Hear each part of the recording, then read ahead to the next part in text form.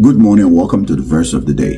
The new commandment is a command to prove that you have the love of God in your heart. A sign that you have the love of God in your heart is that you will love others. If you are a person who do not love people, it is a sign that you do not have the love of God in your heart.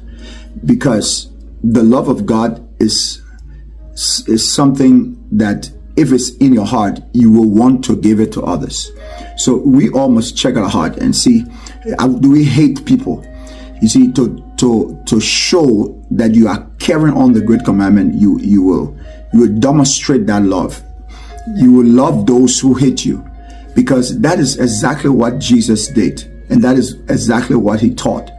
One time Jesus even gave a parable in Matthew chapter 18 and verse 23 to verse 30. We're not going to read the whole parable, but I just want you to see something so that you understand what it means to demonstrate the love of God, because it's a proof that you have the love of God in your heart. Jesus said, therefore the kingdom of heaven is like unto a certain king which would take account of his servants. So he called them, and when he had begun to reckon, one was brought unto him which owed him 10,000 talents. So the king called his servants and said, come on, what's happening here? Bring your account. And he realized that one of the servants had 10,000 talents. Okay, let's call it $10,000. And he was owing his master.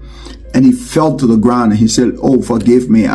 The master said, put him in jail, lock him up. There's no way he can pay. They took him to court and they found out that he was wrong. And he said, oh, forgive me.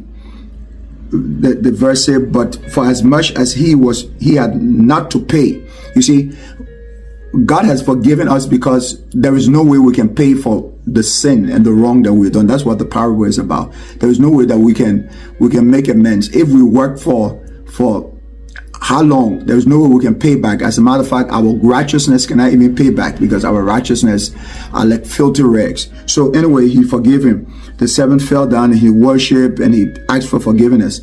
Then he was forgiven. This servant who was forgiven in the parable had another servant. It said, but the same servant went out and found one of his fellow which owed him 100 pennies. So you are owing $10,000 and somebody is owing you $100. Let's just put it like that. Then he did the same thing. He said, pay me or else I'm going to lock you up in jail. And the servant said, oh, I'm sorry, I don't have to pay you. And his fellow servant fell down at his feet